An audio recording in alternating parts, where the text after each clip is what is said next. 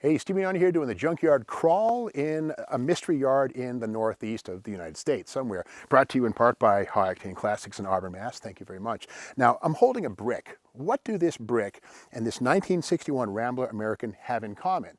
Well, aside from the color, the styling. Now, this styling cycle ran 1961 through 1963, and many people call it the bread box era of Rambler American styling. Now, 1960, here is, it's a dealer catalog here, and see right there the rounder Rambler American, which of course debuted in 1950 and was available through the 50s with a couple of years of hiatus, but again, much rounder versus its successor in 61. Now, of course, the Rambler American was built to compete against Volkswagen, Corvair, Falcon, Valiant, Hillman Minx, the Studebaker Lark, and yeah, the big brother of the Rambler 6 was maybe the upshop from the Rambler American. But here's the thing, these cars were actually based on pretty much the same platform, but they were about 6 inches shorter and 3 inches narrower than 1960, and that was all about making them even easier to drive in the city. And the price on this thing new would have been $1,845, and that was actually pretty low money for basic transportation in 1961, which is what this is.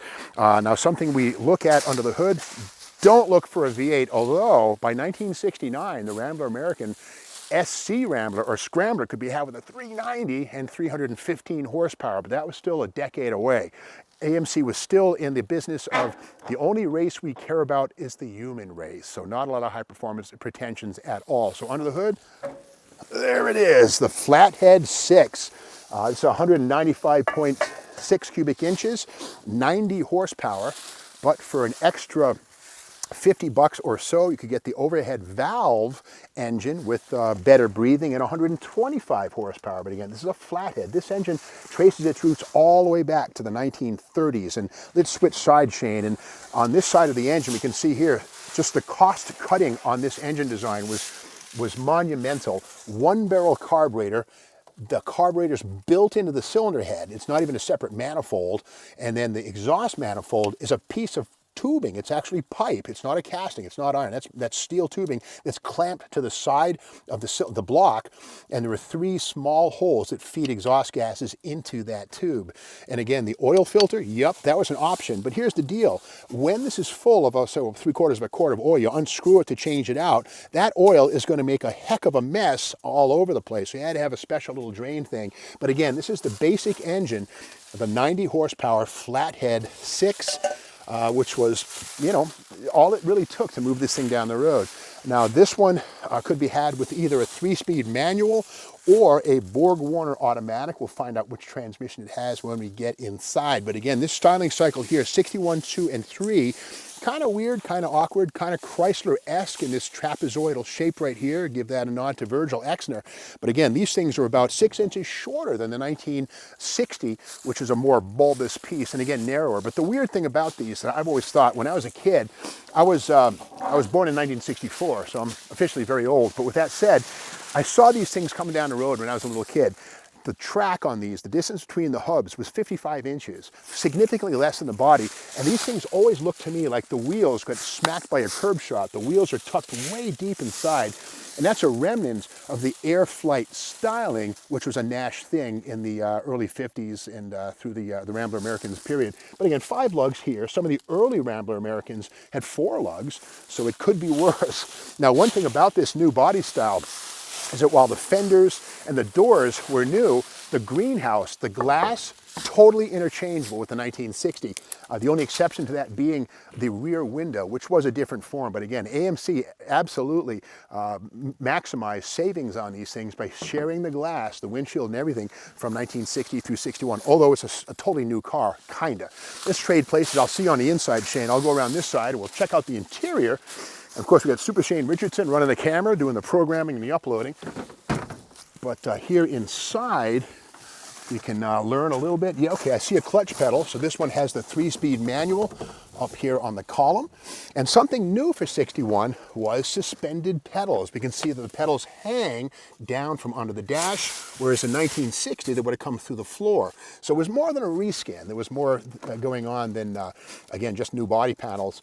The thing of the suspended pedals is that when pedals go through the floor, that's an entry spot for dirt, moisture, and dust, and all that kind of stuff. So if they're suspended under the dash, the floor is solid. There's no need to worry about dirt and dust. And beyond that, when the brake pedal is going through the floor, that means the master cylinder is under the floor. Servicing it is not fun. Suspended pedals generally mean the master cylinder is on the firewall. Now this one here is a base coupe. It is not a super. We know that because we don't see armrests in the back, believe it or not. They were extra cost, but standard in the super. But here's something here. See these wheel openings right here, these arches? They're not really that soft. You can't sit on them, so they effectively minimize the back seat by almost a foot. And that's something that Motor Trend complained about. Let me come up, I'll meet you at the top here. Now this is Motor Trend magazine right here. And this is the May 61 issue. Now, Motor Trend never makes mistakes with one exception, and that would be canceling Roadkill's Junkyard Gold, just saying. But anyway, here inside this, we see a comparison of all the compact cars of the day. These were the electric cars of the day. These were the big deal, the compact invasion. This is it, man, big stuff. So in here, we can see the new 61 Rambler American Road Test, and it says on the right there, steering is responsive, and the car will outmaneuver practically any other domestic car in the parking lot. This isn't so much due to the steering, but the smaller dimensions of the American. Unfortunately, the new styling does make driving judgment a little more difficult. But again, the smaller body and that engine right there, that's the overhead valve optional engine with that removable valve cover. It has rocker arms, push rods, and 125 horse, which is 35 more than the flathead we see in this one. But getting back to those rear seats and the wheel arches, it says here, headroom is excellent. This is the new body, of course, according to the dimensions, but suffers from a rather curious flaw. The roof with its sloping sides causes both headroom and shoulder room to be restricted on either right or left side in the front seat. Of course, in back, it is not such a problem because the wheel wells keep the passengers away from the extreme sides of the car, and only 2 persons can be seated in the back seat. Now that's a positive spin on a negative thing. Those wheel arches push you toward the inside of the car. But again, the tumble home, as they say, the amount of angle of the greenhouse right here. Yeah, you smack your head against the window glass up front because it's so close to the side of your face. But again, styling, form and function going hand in hand, maybe not always. Now these have big trunks. Let's take a peek in this one. And again, we have remnants of the tail fin era, kind of a nod to the 58 Chevy right here. And again, AMC was the last of the independents, with nod to Chrissie Hynde and the Pretenders, one of their great albums, Last of the Independents. But with that said, being an independent, not like GM, Chrysler, or Ford, AMC had to make do with minimal budgets and restyling and reusing and borrowing from previous lines and even borrowing ideas from more successful vehicles, including 58 Chevy. But inside the trunk, you see here the spare tire well. There's this, it sits vertically, which is a nice touch. Of course, that allows more luggage room rather than mounting that thing flat like some other cars did. But this is a unit construction car, and we can see the inner fenders are rounded. The fuel filler pipe right here is actually part of the floor of the trunk. Kind of an interesting little touch, this thing right here. That's where the fuel filler runs through the bottom.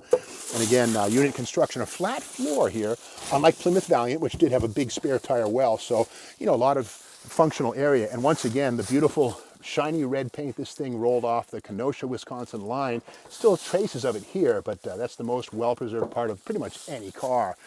But, again, this is a recycling of glass, again, with the rear window being the exception. That's not the same as 1960 because the rear window has sort of a Mercury-esque brow, an overhang at the back. So it's hard to imagine that just a mere, well, 8 years later, 1969, the Rambler American SC Rambler, the Scrambler, with the red, white, and blue paint, the T10 4-speed, factory traction bars, 315 rear axle with traction lock, and a 4-speed and 315 horsepower cold air, AMC would make such a radical change in their philosophy. But for the early 60s, AMC was raking in record profits, as was Studebaker for a couple of years, as America embraced compact cars, and it was probably a revulsion or a reaction to the chrome beasts of the 1950s, which today we know and love. But back in the day, America was often saying these big, chrome dinosaurs from Detroit, let's get practical, let's get small. And again, American Motors, led by George Romney, Mitt Romney's father, the politician,